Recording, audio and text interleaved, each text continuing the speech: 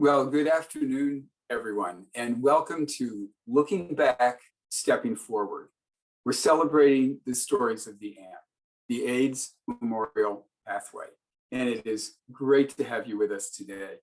We've spent several years collecting amazing stories from some of you and many others, and we want to share those with you today. I think you're going to find it really fascinating, and the team that collected those stories, Rosette Royale and Aaron Baer, are with us as well. But I do want to have a couple of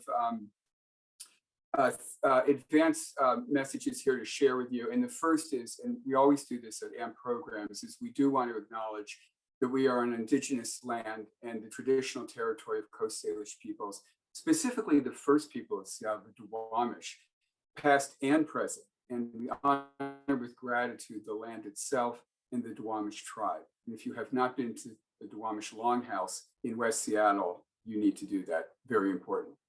Of course, an acknowledgement does not replace authentic relationships with Indigenous communities, but it is a first step in honoring the land we are on. And to that end, I would like to mention an important program that's coming up tomorrow. The first day of spring each year, that's March 20th this year, is National Native HIV/AIDS Awareness Day.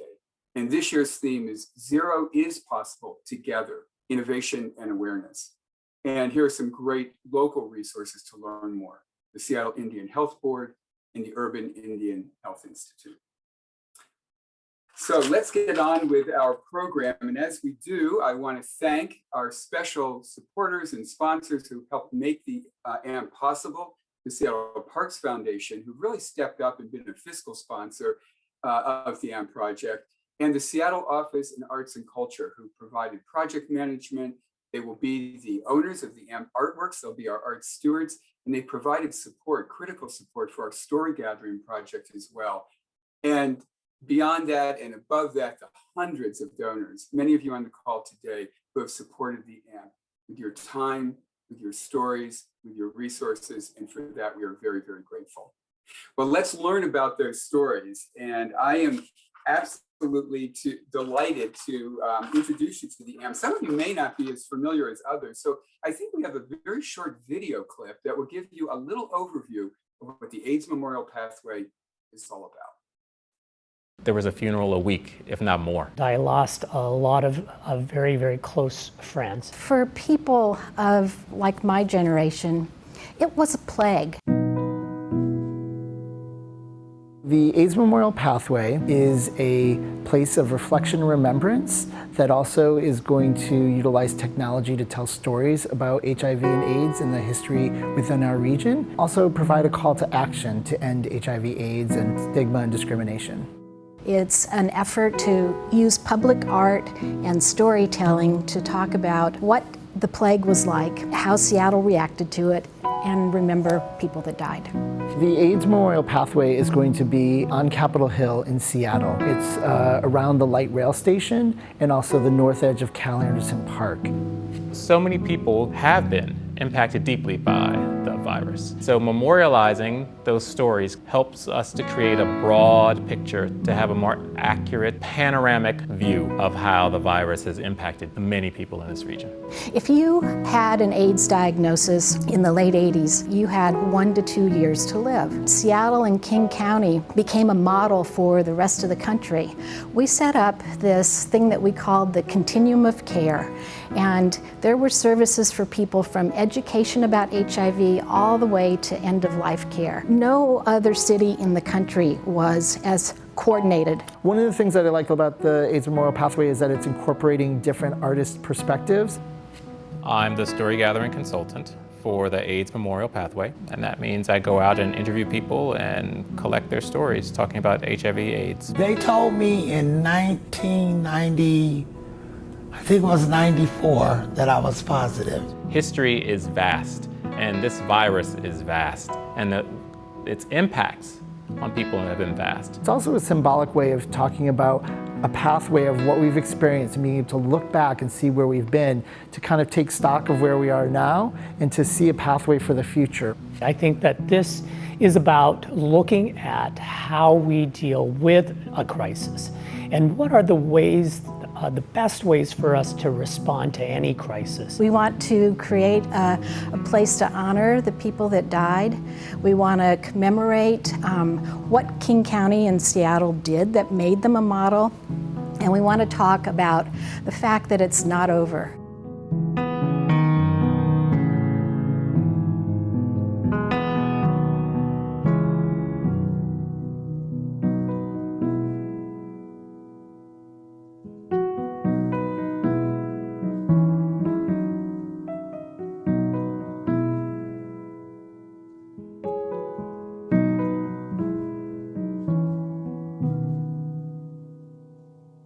It's really a beautiful film, and thanks to everyone, including those of you on the call today who helped make that possible.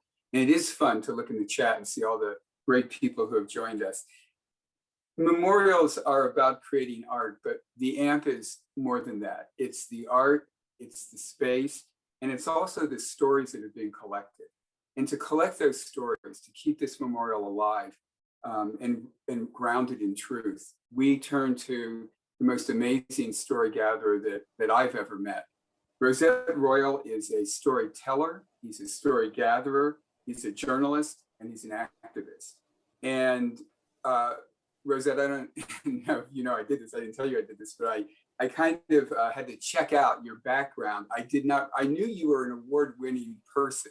I did not know that you're an award-winning writer in sports, general news, social issues, humor. That doesn't surprise any of us, right?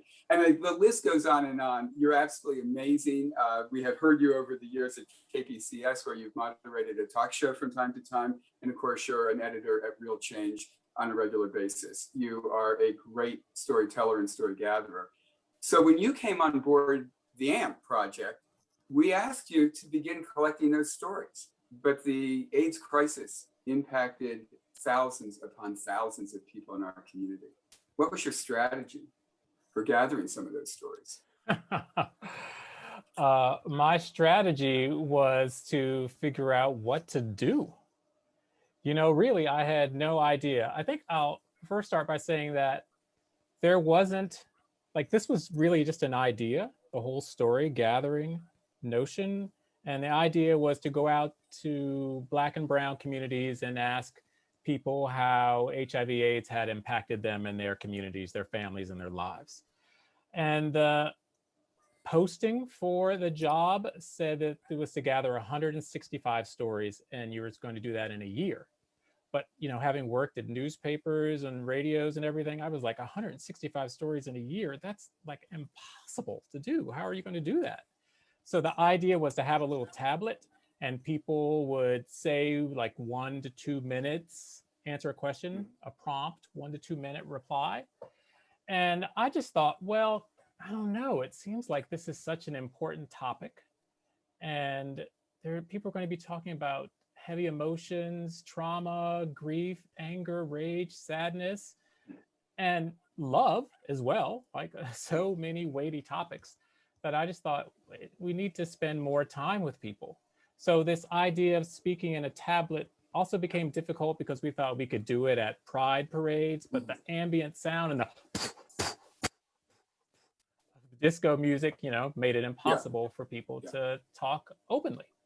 So I realized that I wanted to sit down with people with camera and just ask them to tell me about their lives. So that was the strategy. That's what became the strategy, was I just have to sit and listen. So really, I know it's a story gathering consultant, but really I was like the story listening consultant. I just sat and said, tell me about yourself, tell me about your life. And then these stories just started to unfold from people. And we're talking about subjects that are difficult, sometimes subjects that the people being interviewed hadn't really shared broadly with other people beyond their family. It took an amazing amount of trust that they had in you and you had in them. How did you build trust? How did you begin to build those relationships to get the incredible quality of interviews you did? Well, I think you build trust by trying to be, not by trying, by being present with people. And so I guess one of the things I kind of alluded to at the beginning is that the AMP was an idea. And so no one knew what the AMP was. So when I got the job, and then I thought, okay, I'm going to connect with organizations. So we connected with 7 partner organizations. ARTH, African Americans Reach and Teach Health Ministry, POCAN, Entre Hermanos, Babes Network, the Center for Multicultural Health, Gay City, and Bailey Boucher House. So I thought I can go to these organizations and ask them perhaps if maybe their clients or members would be willing to speak. But like I said, there was no AMP. So no one knew what it was. So people were like, well, what are you going to do? You're going to do what? Where's it going to be? Why should I speak to you about difficult topics? And so I had to make connections with the organizations, meet people, and then I just tried to show up as much as I could. Community events, performances, wherever I could be, where I could meet people and talk about the AMP, but also listen to them was what I did. And so there's actually in that clip that you showed at the beginning, there is an image of a bunch of women sitting down and they're holding this banner. Well, that was actually the first interaction I had, and it was fantastic. It was with Babes Network. They were having a retreat on Vashon Island. It's for women, right? Women living with HIV/AIDS. And I found out about it and I thought, wow, that would be great to go, but I'm not a woman. I don't identify as a woman. And they allowed me and my partner to go and show up. And it was amazing. These women were incredible.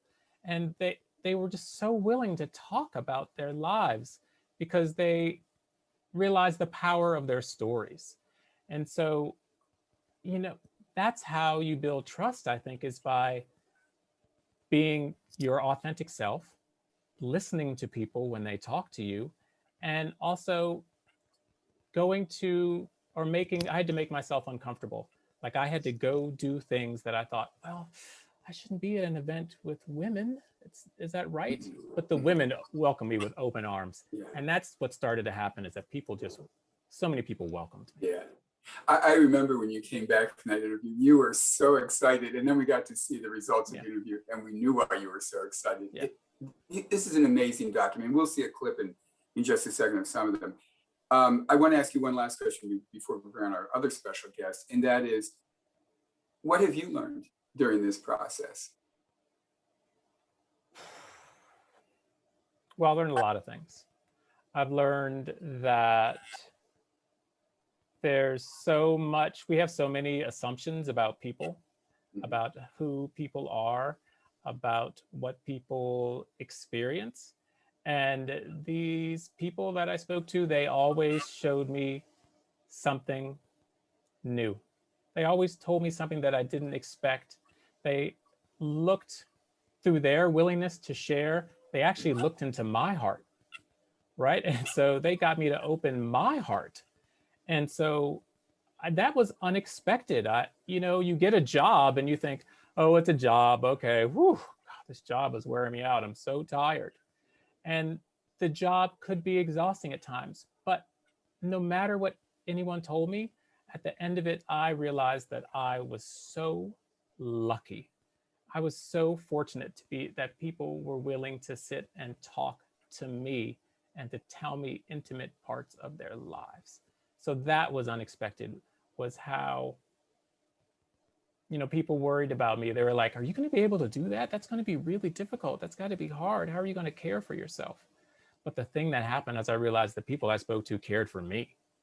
And so their willingness to talk was just an incredible amount of caring.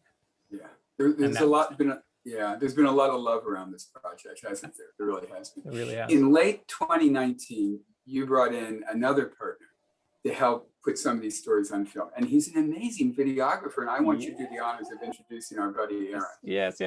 So let me say, there's the AMP. We have what we call now phase 1. We did this project. We interviewed some 40 some odd people, got 60 hours of video. I was doing it all alone. I had people helping me, but it was hard. So then we had a phase 2, which started in 2020. And so I realized we need help. I need help, please. And so, we put out a posting for a story gathering assistant, and a number of people applied, and one of them was Aaron Bear. Yay. Right? Aaron Bear is a filmmaker, documentary filmmaker here in Seattle. And, people write things on paper, and anyone can write anything on paper, right? Your resume can say whatever you want. And so Aaron and I met at this coffee shop. And basically, as soon as I met Aaron, I was like, well, okay, I think this might have just landed right on the coffee table, as it were. And Aaron was really dynamic and excited. And we had a great conversation. You remember that, Aaron? And I do. Well, first of all, thank you, and ditto to everything Rosette said. I was about to cry for a second. No, when I had just finished making my a documentary I've been working on for the past 5 years about a guy named Rick Weiland who changed the landscape for all of us LGBTQ people, especially AIDS and HIV research. And when I saw this job posting, I thought, oh, cool, like here's some, at first, like maybe some extra money that I could make. But when I met Rosette, I realized, and after researching the AMP, I realized the importance behind this whole organization and the stories that were already told and needed to be told was paramount. And as Rosette was mentioning, this was not easy. Like this was, especially during COVID. In a perfect world, we would have been able to set up interviews and go, Monday through Friday and shoot lovely interviews in the sunshine in the summer, but that just wasn't reality. So we had to make do, and we did. And it was still very emotional, and knowing that you sign up for it, but also that you were also doing a service that's like even beyond you, and you're telling other people's stories. And I'm so glad you guys brought up establishing trust. It's like I've spent the past 10 years making documentary films, and establishing trust with total strangers is hard to do. And they're telling you very personal aspects of their lives, or people who have departed, and it's not easy. So Rosette has a way of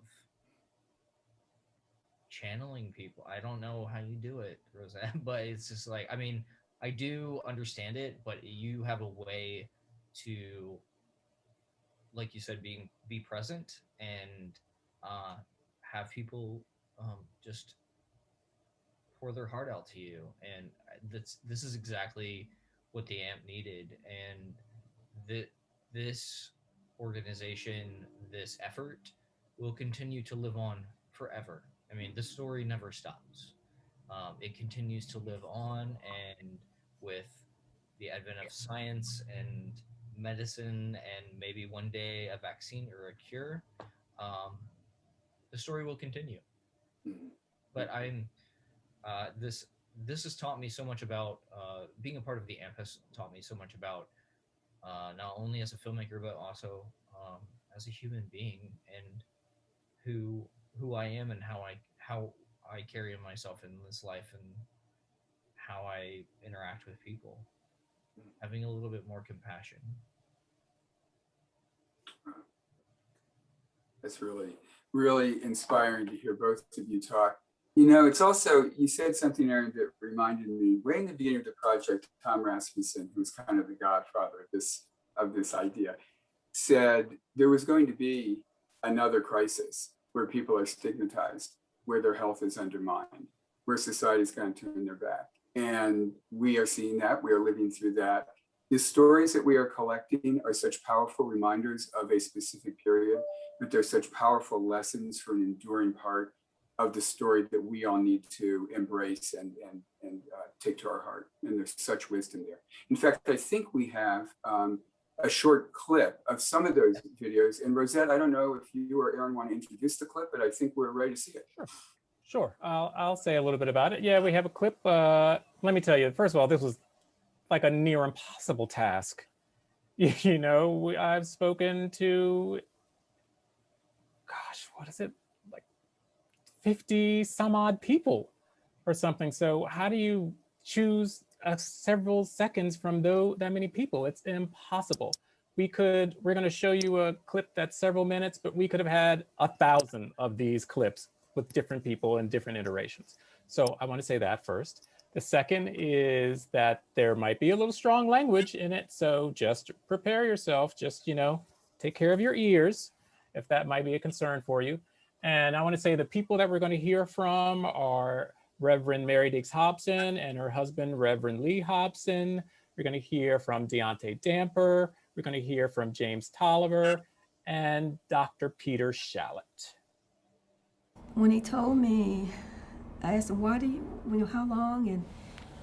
And he told me, you know, it had been several months and since he was diagnosed, and why he took so long to tell me, and he said that, you know, because he thought I wouldn't love him anymore. And that brought just a whole nother wave of tears, because it's like the thought of not loving my child never entered my mind. So I ended up going to get a rapid test with one of my friends. And I can't remember that lady's name. She was like one of the most sweetest ladies. Remember the Sharon, Lois, and Bram Elephant Show? Do you guys remember that?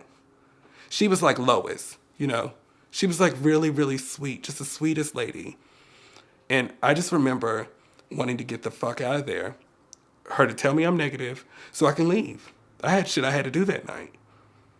But it didn't happen that way. She told me I was positive, and she reached in to give me this big hug.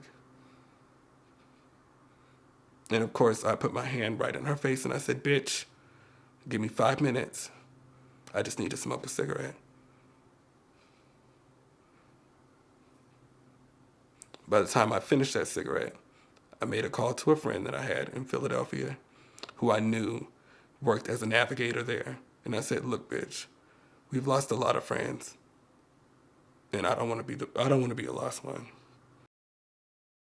I pulled my head up high and I pulled myself together, and I just had to realize they're rested now. They're not in all this pain, and they're not dealing with all these doctors and all this medicine. So I had to put my head in that place, and that was ordered to make me feel good. It sounds really stupid, but I had to figure out how to get a balance, you know. And then my kid, Lanisha, because we lived in Bremerton, I had lost about 4 friends in 1 week, and all she would do is rub my back, and she would tell me it's going to be okay, and it was just too much. And she would just do it, and I would cry literally for days. The 1980s, being gay man was kind of an awful scary time, because sex was associated with death, and there was all this, you know, how do you date and what do you do, and you know, is this mole like the beginning of KS? In 6 months I'll be dead, and what about this cough? And especially before there was a test. So that was a stressful place to be, stressful place for me as a gay man. The AIDS thing in the 80s to me felt sort of like a war or a battle that was occurring on the ground, but with no like generals or anything. It was just all the troops trying to fight this war without any direction or support. My training sort of coincided with the occurrence and the growth of the AIDS epidemic. So I saw the whole thing unfold starting in 81 when I started med school, is when the first cases of gay men getting sick. By 85, when I graduated, they'd identified the virus. And then as a resident, you spend most of your time in the hospital. And then I saw all these folks dying of AIDS, and a lot of them were my friends. So then when I started in practice in 1990, I actually had people come to me who I'd known or dated or whatever, come to me as patients, and that was the strangest, most surreal thing. I sat with a number of people as they died. Wow, what memories do those clips bring back?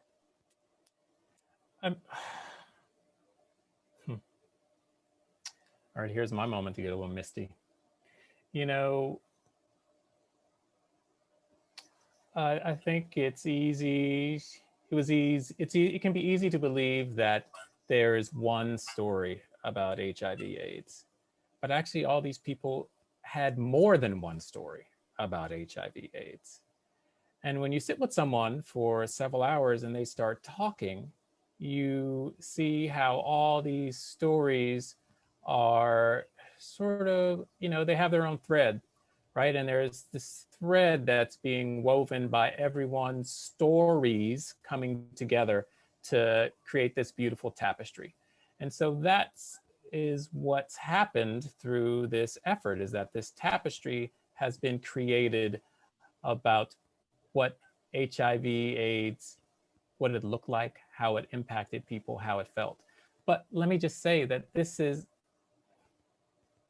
it's not everyone's story, because it's not everyone, right? The Department of Neighborhoods supported this effort. So really there were 2 grants that paid for this work, this story gathering work, paid for me and Aaron and filmmakers. And, we had some hard times doing the filmmaking. So first, thank you immensely to the Department of Neighborhoods for actually believing in a project and believing in people and believing in stories. Like, that is amazing. And it is a blessing to live in a place where that happens, right? So I just want to say thank you for that. Second, Aaron mentioned this about COVID, right? COVID upended everyone's life. So you see these videos, right? And the first 3 were done before the pandemic and we were in person. But the last one was done during the pandemic and we had it all set up. Aaron and I were like, oh, we got these filmmakers, we have these editors, we're going to set up this schedule. I was psyched, ready to go. Then the pandemic happened and we couldn't do what we wanted to do. So actually, Dr. Peter Shallett was the first person that we interviewed in person during the pandemic, and that was July 3rd. So when I see that, I remember, right, this is one of the first times I actually been out of the house with someone. Me and the filmmaker wore masks, and Dr. Peter Shallett took off his mask when he was being interviewed. We did it in the filmmaker's house. We wanted to do it outside because we thought, oh, we can do it outside, but there's too much noise. So we just had to make all these accommodations. And, at first I was like, no, it's not what I want to happen. But you know what? Life is rarely like what you want to happen, right? And that's what these people were telling stories about, was that it wasn't what they wanted to happen or expected to happen, but it happened. And yet they lived. They are still living. But I do want to say that one of the people that I did interview in phase 1, his name is Charles Perry. He had been living for decades with HIV, and then he died from complications of COVID. So to be gathering stories about one pandemic in the midst of another pandemic, I mean, you could say it's irony, or you could say, look at the fates, look what they are presenting us. Look at the lessons they are showing us from the past that we can use in the present. Yeah. Aaron, any thoughts on the clips as you watch it?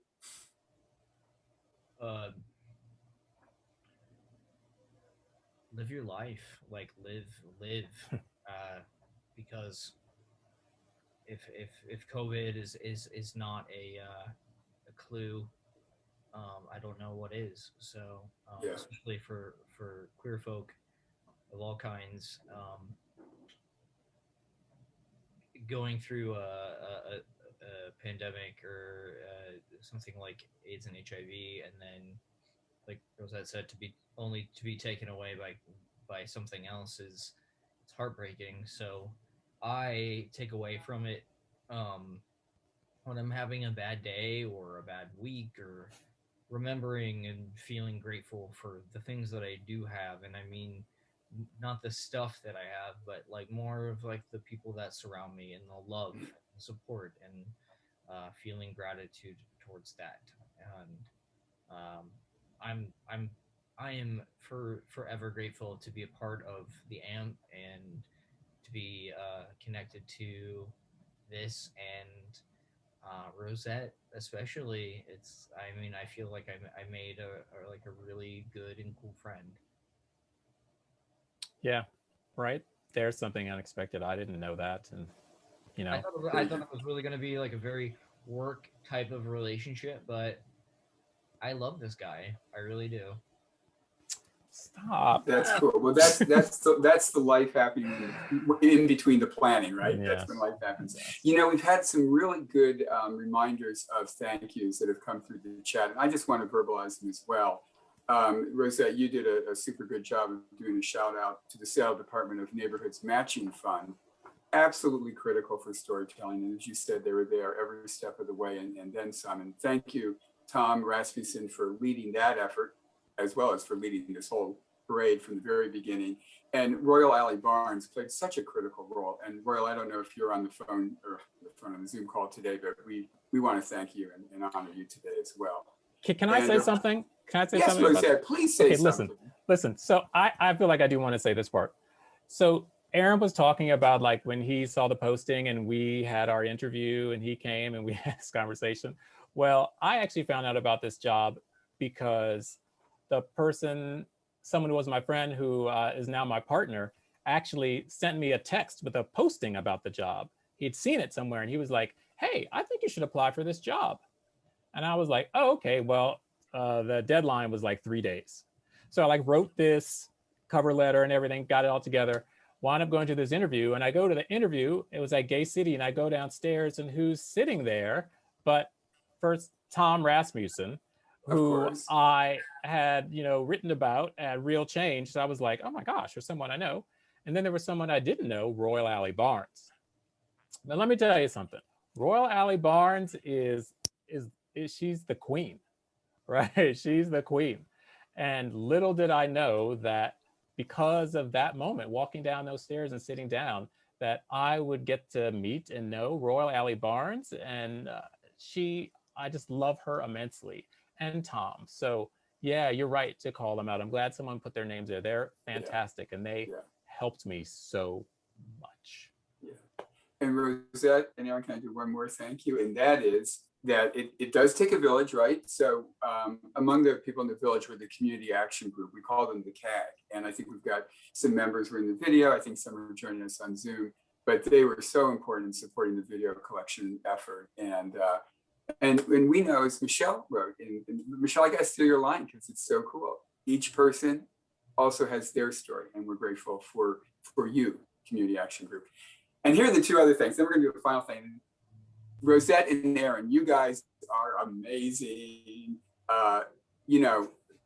Storytelling is hard because it begins with listening, which for so many of us is hard. And you guys were there listening and then telling those stories with integrity and with grace.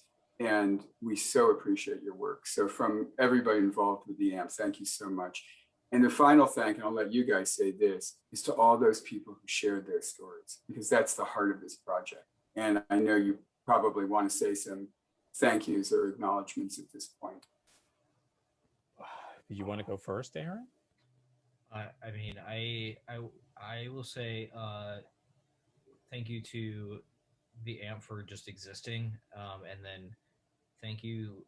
I know I sort of came in sort of halfway through, but and to everyone that I reached out to, and going back to establishing that trust. And it took a few hundred emails to do and phone calls and to finally say yes. So to everyone who participated or even thought about participating or even shared a photo or a video or a story via email, thank you. Because this does take a village. This isn't easy work, but it comes from a place of, at least for me, it comes from a place of passion and history, and not letting that history pass us by or be forgotten. Well,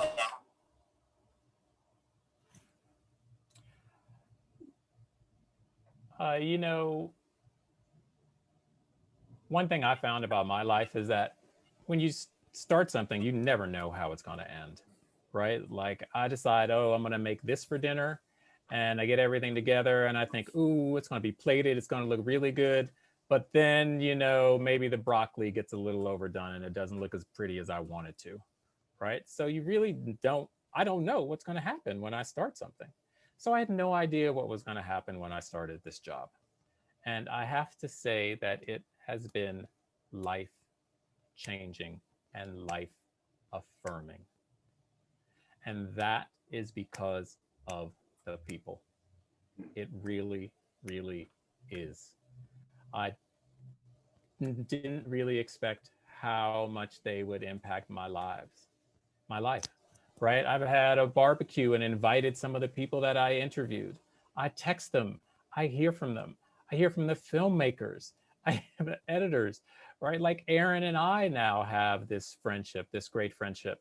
There's so many things. I didn't expect any of that. And so that has been the gift of gathering stories, is that it's helped me gather an incredible story about what life can be. It's fabulous. And let me say that, you know, this was a story gathering effort, but really it's not done.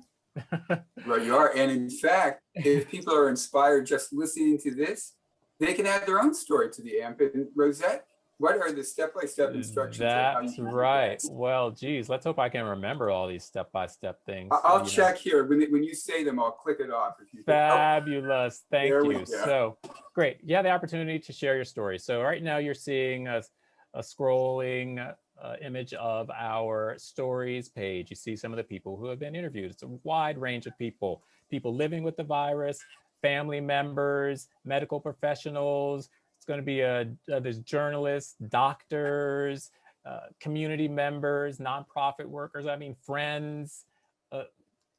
There's Larry Gossett, politicians. There's so many different kinds of people. But there's also an opportunity for anyone to be able to share our story. You can go to the amp.org/stories, right? And you have an option there where you can share your story. So you go to share your story, and then we have some instructions you can follow. They're easy. I won't read them all, but you know, your story has to relate to HIV/AIDS. You have to talk about your experience. We ask you not to identify someone as like my friend Stephanie or my cousin Hillary. 5 minutes long. You can make a video. You can upload it to your own Vimeo or YouTube account. And then you can come to this page and then you can fill out the form, the online form. There you go. Wow. It's pretty simple, but it's going to really expand the inventory of stories. And I think, Rosette, you said it's a mosaic. Every story is important and every story is unique, but they all add to the bigger picture. And then Rosette and Aaron, for those who want to see the videos that of the folks that scrolled by, how do they do that? Is that all on the AMP website? Yeah. Okay. It's all on the AMP website, exactly. And I realized there's one more thing that I should say. So you may see a video of someone and it may be 7, 8, 10 minutes long, but I may have sat down with someone for 60, 90 minutes, right? 120 minutes.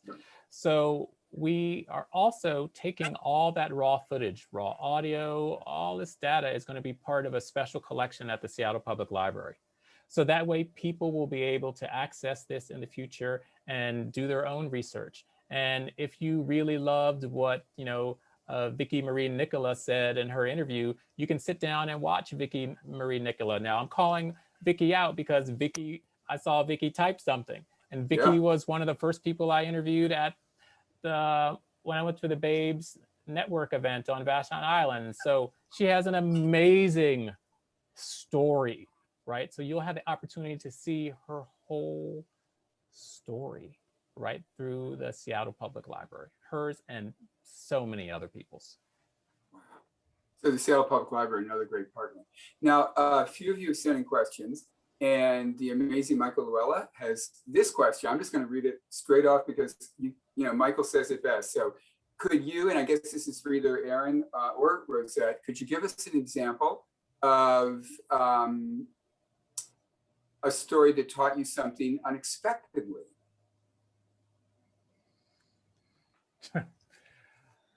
Yeah. I'm not surprised. Taught me something unexpectedly. Sure. There's someone I interviewed. You saw that person, James Tolliver, who was talking about his daughter and crying in the second clip. I also interviewed someone else with him, and his name was Robert Earl White. And Robert Earl and I went with this filmmaker, Taylor Krause, and we met at his apartment, and we had this great conversation.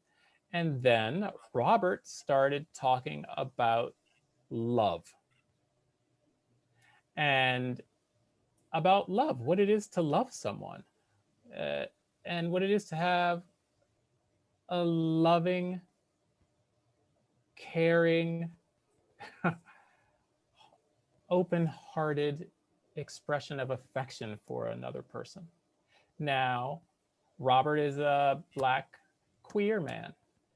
And for me, it was radical to hear a Black queer man talk openly about love, how much love was important to him and what it meant in his life. And so that was one thing that happened that I didn't expect. I thought I was coming there to talk to him about, difficult moments, and we did. But then he started talking about beautiful, happy, joyous things. So I left with this gift, and basically, I'm telling you, it happened with everybody.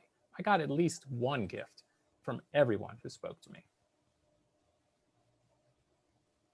That's a beautiful way to put it. Aaron, did you want to answer Michael's question?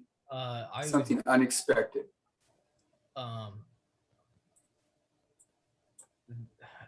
Not anyone in particular, but it was more of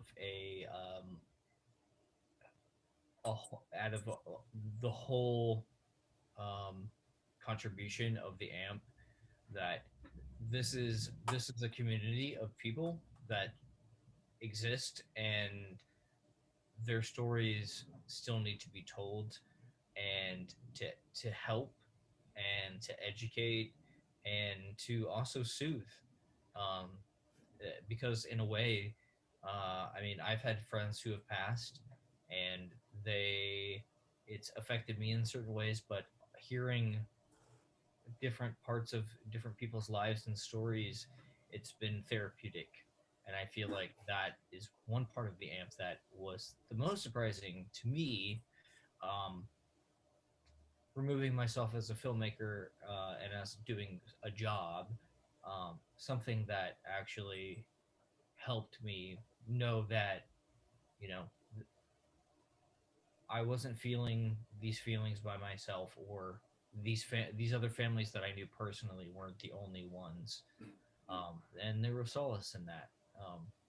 I don't know if that's so surprising, but you forget that from time to time. You know what I mean? It's such a remarkable collection of stories. And in a way, this conversation today is a little bit like, I learned this at work, metadata. I didn't know what it meant. It means the information about what you're watching. In a way, this is the metadata. This is explaining the context for these amazing interviews. We're kind of coming to the end of the time we have together, but there are some really exciting upcoming things to note. And that's the first, which is the completion of the actual artwork at the AIDS Memorial Pathway is set for June, and there will be an actual dedication ceremony. That is going to be one exciting moment. That's going to come, we're hoping, at the end of June. And there has been so much support for this, not just with the stories, we've heard about those today, but all the public support we've received, the government support, the fundraising. Marlos Erickson has done such an amazing job of leading our fundraising campaign with Michelle Hassan. And I believe we've raised over $2 million from all kinds of sources. And the stories that we've gathered are, of course, incalculable. This is an amazing project that from conception to nearly completion, and then it will live on, is quite remarkable. Even in a city famous for remarkable things, I think we can be pretty pretty excited about that. But we have $50,000 left to go. And I'm looking at my notes here. There will be a crowdfunding, a crowdfunding campaign that will raise the last $50,000. So I think we can do it. I also want to thank the amazing president currently of the AMP, Michelle Hassan, who has led us through these last few years and succeeded Tom in just such wonderful form, and our amazing project director, Jason Flord, who has pulled all this together logistically and tactically and made today's program possible as well. You're absolutely great, Jason and Michelle, and we thank you for that. Rosette Royale, thank you so much. Aaron Barrett, thank you so much. You guys are amazing. Everybody who joined us, with all your support, with all your good wishes, with all your love, and especially those of you who shared your stories with the AIDS Memorial Pathway, we thank you.